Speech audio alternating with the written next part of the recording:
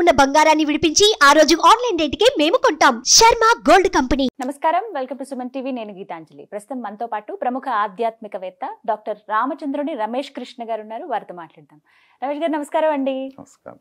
ఆ గణాధిపతి గురించి తెలుసుకుంటున్నాము. గణాధిపతి అని అంటారు. ఆయనకి ఎన్నో రకాల పేర్లు ఉన్నాయి వినాయకుడికి.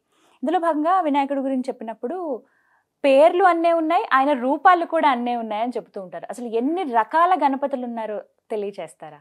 బాగుందండి. వినాయకుడికి ఇది ప్రత్యేకమైనటువంటి రూపము అనేటువంటిది ప్రత్యేకంగా ఏం లేదు. ఎందుకంటే వినాయకుని యొక్క స్వరూపాన్ని గురించి తెలియచేసేటువంటి రెండు ప్రముఖమైనటువంటి పురాణాలు మనకున్నాయి. గణేష పురాణం అని చెప్పి, ముద్గల పురాణం అని చెప్పి. ముద్గల ఈ రెండు పురాణాలు ప్రధానమైనటువంటివి వినాయకుడి గురించి మనకు తెలియచేసేటువంటి. వీటిని కూడా వ్యాస మహర్షి రాశారు, ఉప పురాణాలుగా వారు రచించటం జరిగింది.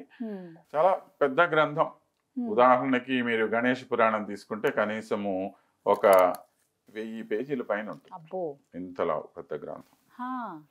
మరి దీనిలో ఏం చెప్పారండి వినాయకుడి గురించి అనంటే, వినాయకుడి యొక్క రూపం ఒక రకంగా చెప్పట్లా. అక్కడ మనం సాధారణంగా చూస్తున్నటువంటి వినాయకుడు ఎలా ఉంటాడు అంటే, ఇంతలా ఏనుగు ముఖం వేసుకొని, ఇంత లావు బొజ్జతోటి, ఒక చిన్న ఎలుక మీద ఎక్కి తిరగటం. అది మనకు మామూలుగా ఇళ్లలో కానీ ఎక్కడైనా తీసుకుని. కానీ ఇది ఒకటే కాదు ఆయన యొక్క రూపం అని చెప్పి రకరకాలైనటువంటి శాస్త్రాలు ఉన్నాయి. అసలు వినాయకుడిలో ఇంకో ప్రత్యేకత చెప్పంటారా? కేవలం పురాణాలు కాదండి, మనకి శిల్పశాస్త్రంలో కూడా వినాయకుడు ఇలా ఉండాలని చెప్పి మీకు ప్రమాణాలు ఉన్నాయి. అది శ్రీతత్వ నిధి అని చెప్పి ఒక శిల్పశాస్త్ర గ్రంథం. అది దానిలో వినాయకుడు ఏ విధంగా ఉంటాడని ప్రత్యేకంగా వాళ్ళు మళ్ళీ చెప్పారు. అంటే వీటన్నింటిని బట్టి మనకు అర్థమవుతున్న విషయం ఏంటి అని అంటే, వినాయకుడు అనేవాడు భారతీయ సంస్కృతికి ప్రతీక అయినటువంటి వాడు. ఇప్పుడు మనకి ఎప్పటిదో అంటే మనం ఆర్య సంస్కృతి అంటాం, దీనికన్నా ముందు ఒక ద్రవిడ సంస్కృతి ఉంది.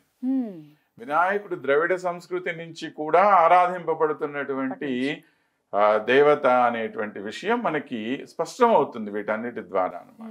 అలాగా ఈ వినాయకుళ్ళు మనకి రకరకాల వినాయకులు. మనం సాధారణంగా అంటుంటాం, చంద్రుడికి వినాయకుడికి ఏదో తగాదా, చంద్రుడు వినాయకుడిని చూసి నవ్వాడు, ఎగతాళి చేశాడు, ఆయన పొట్ట పగిలిపోయింది, కింద పడిపోయాడు అని చెప్పి. ఓ చంద్ర గణపతి ఒక ఆయన ఉన్నాడు. చంద్రుడినే శిరస్సు మీద పెట్టుకొని ఉండేటువంటి గణపతి ఒక ఆయన. తరువాత బాల గణపతి ఒక ఆయన ఉన్నాడు. శాక్తేయులందరూ పూజ చేసేటువంటి ఉచ్చిష్ట గణపతి అని ఒక ఆయన.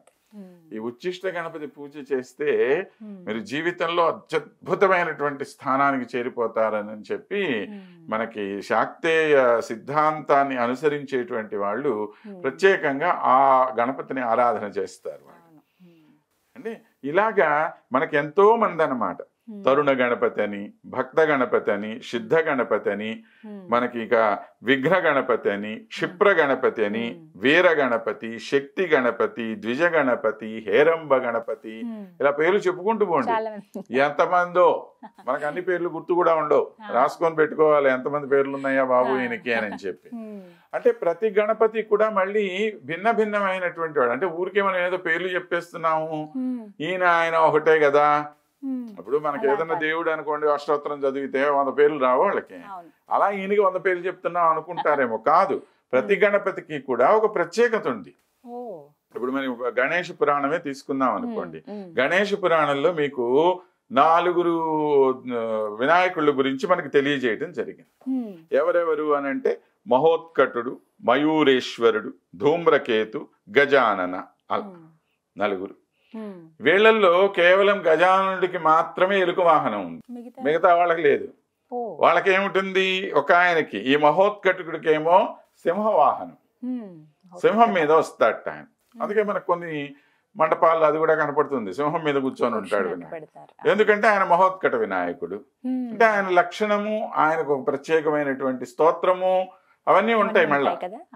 అలాగా అదే విధంగా మయూరేశ్వర వినాయకుడు, సాధారణంగా ఈయన తమ్ముడున్నాడు, కుమారస్వామికి నెమలి వాహనం అంటాం మనం, కానీ ఈయనకి నెమలి వాహనం ఏముంది, కాబట్టి ఈయన పేరు మయూరేశ్వరుడు అని చెప్పి.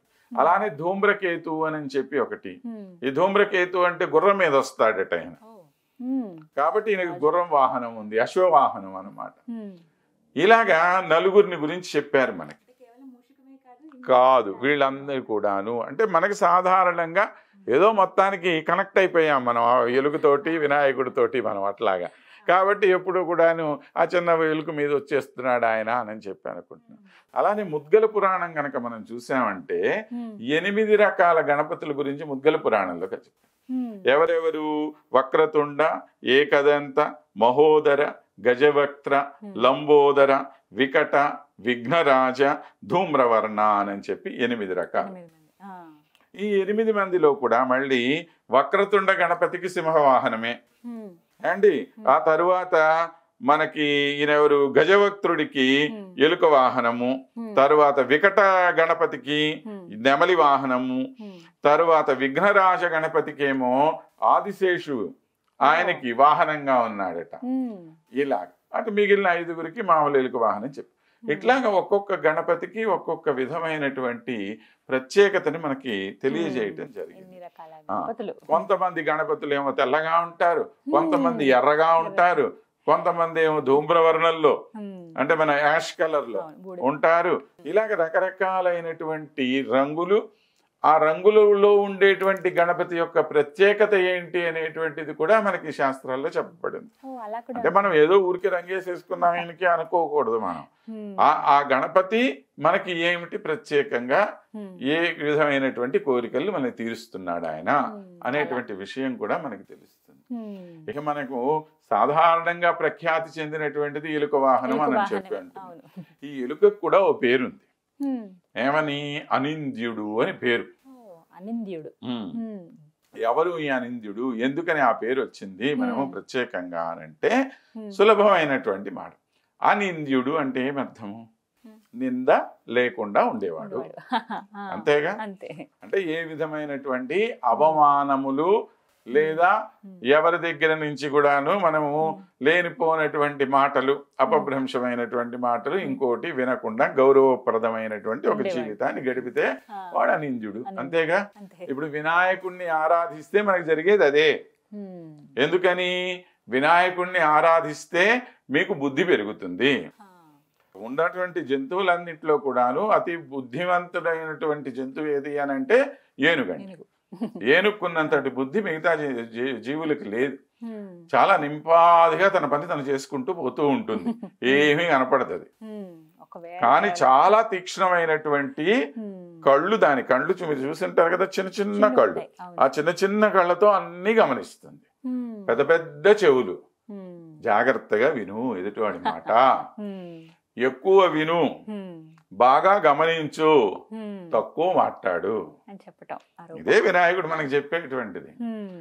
కాబట్టి ఆ అనింద్యుడు అనేటువంటి మాటకి అర్థం ఏమిటయ్యా ఇక్కడ? ఎందుకని ఈ మూషిక వాహనం మీద ఆయన నడుస్తుంటాడు అని అంటే, నువ్వు బుద్ధి కలిగి ప్రవర్తిస్తే నీకు ఏ విధమైనటువంటి సమాజంలో అవమానాలు ఎదురుకావు, గౌరవం ఉంటుంది నీకు అనేటువంటి విషయం తెలుసుకోవటమే వినాయకుడి ద్వారా మనకు అందేటువంటి సందేశం. ఇన్ని వాహనాలు ఉన్నాయి, ఈ వాహనాల్లో కూడా మనం ప్రత్యేకంగా ఎలుక వాహనం అనుకుంటున్నాం కాబట్టి దాని గురించి. అలానే ఒక్కొక్క వాహనానికి ఒక వైశిష్ట్యం ఉంటుంది. చక్కగా వివరించారు సార్. నమస్కారం అండి.